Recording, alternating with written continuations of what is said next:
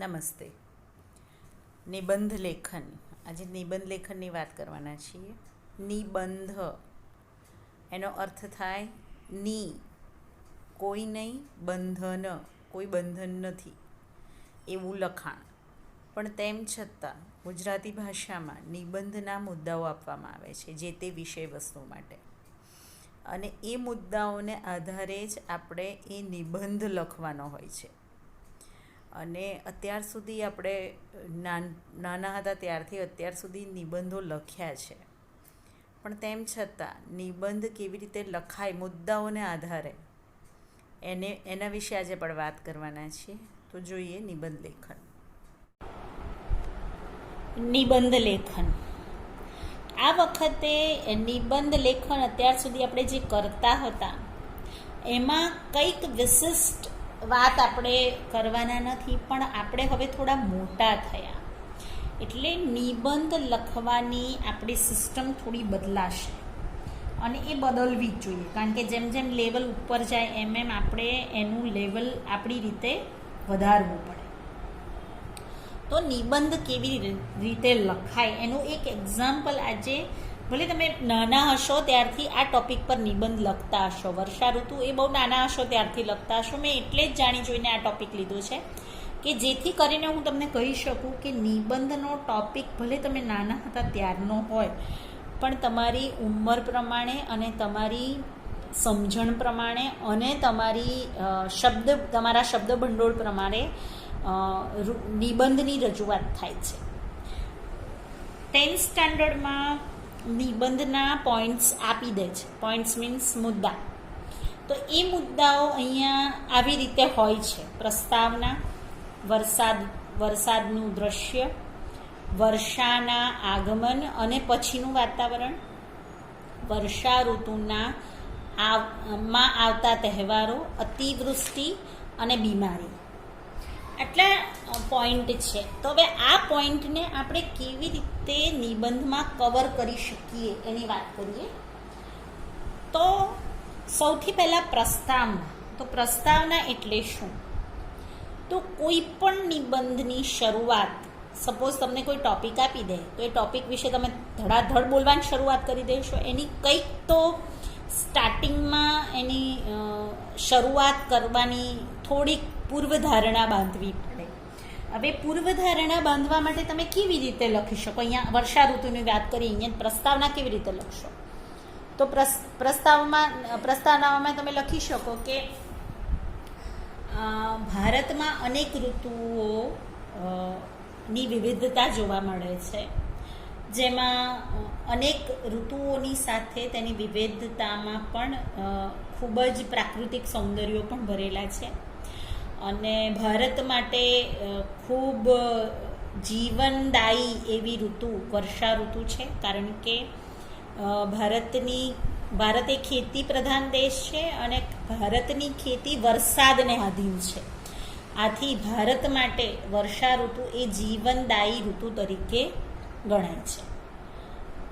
તો આવી રીતે આપણે વર્ષા ઋતુને કેવી રીતે ભારતમાં મહત્ત્વ છે અને વર્ષા ઋતુ શું છે ભારત માટે એની વાત કરીને પછી વર્ષા ઋતુ વિશે વાત કરવાની શરૂઆત કરવી જોઈએ. હવે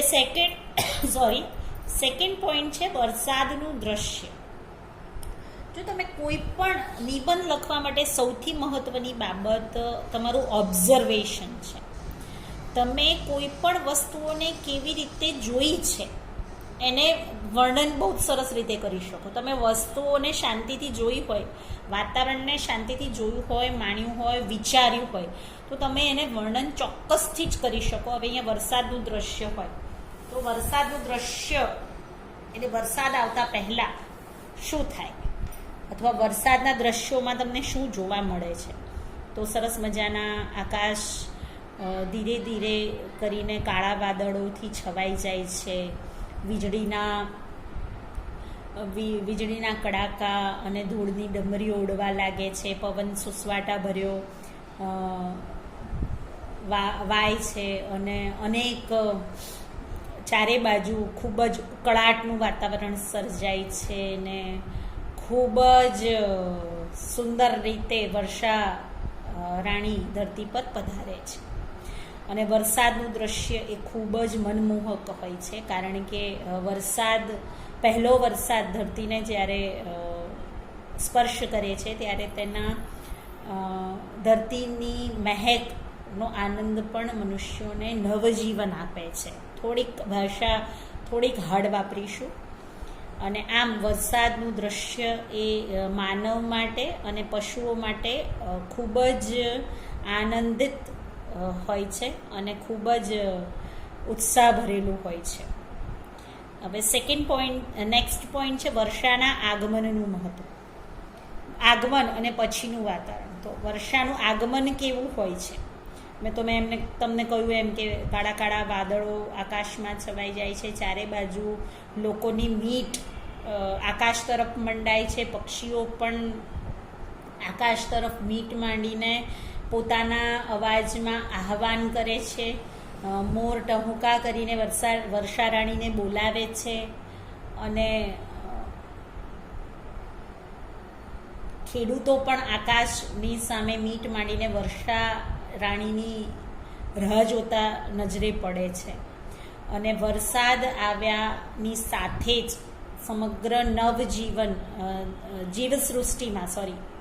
જીવસૃષ્ટિમાં નવજીવન આવ્યાની ચેતના જોવા મળે છે.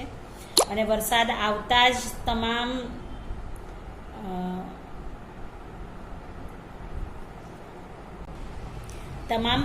પ્રકૃતિ તત્વો ખીલી ઉઠે છે. વરસાદના પ્રથમ પાણીના સ્પર્શથી લોકો ઉનાળાની આકરી ગરમીને ભૂલી જાય છે. વરસાદથી સમગ્ર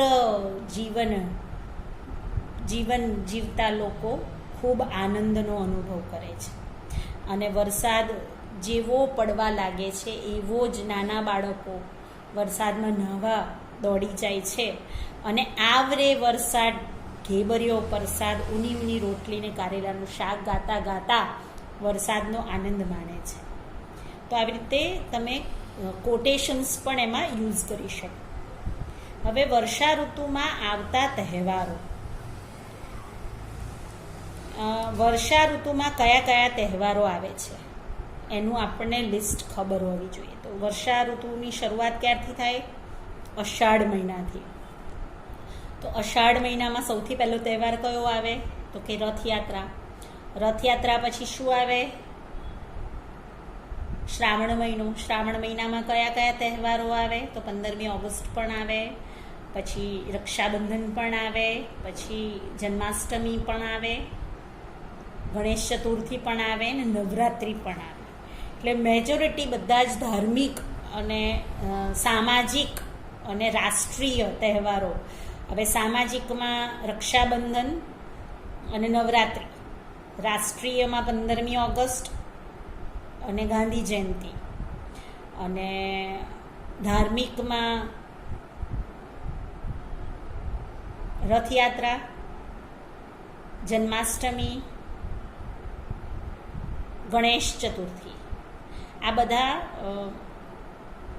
ધાર્મિક છે. એને ડિવાઈડ કરીને એનું વર્ણન કરવાનું કે આ તહેવારો આ વર્ષા ઋતુમાં આવે છે. અને તહેવારોના લીધે પણ વર્ષા ઋતુનું મહત્ત્વ વધી જાય છે, એમ કરીને એનું વર્ણન કરવાનું. હવે અતિવૃષ્ટિ. વૃષ્ટિ એટલે વરસાદ, અતિ એટલે વધારે પડતો વરસાદ.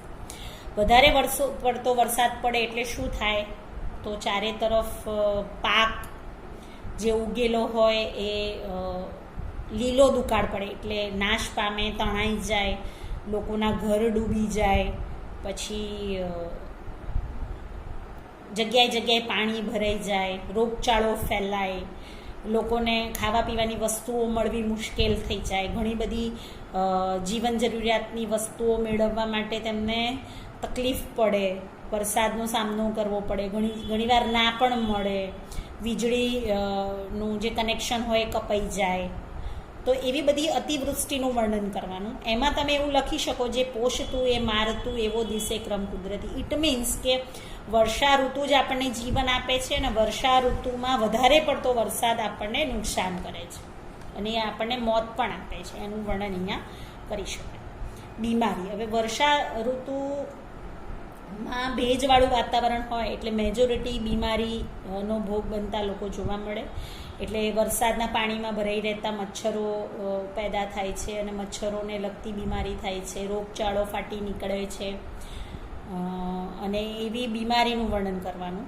અને લાસ્ટમાં ઉપસંહાર, કેવલમ બલિયસી ઈશ્વરમ ઈચ્છા, એટલે ઈશ્વરની ઈચ્છા જ મહાન છે એમ કરીને આપણે એને સમજાવવાનું કે વર્ષા ઋતુ એ આપણા માટે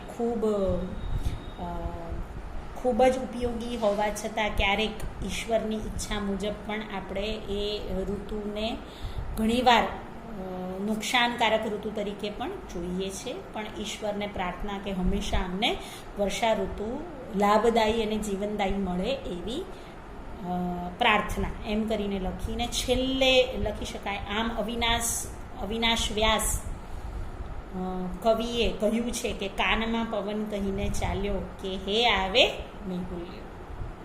આવી રીતે આપણે નિબંધનું વર્ણન કરવું જોઈએ. આજે મેં આપેલા આ મુદ્દા અને સંદર્ભ પંક્તિને આધારે તમારે આ વર્ષા ઋતુનો નિબંધ લખવાનો છે. નેક્સ્ટ ટાઈમ જ્યારે પણ હું નોટબુક ચેક કરીશ તો કોઈ પણને આ વાંચવા માટે કહીશ. Thank you very much.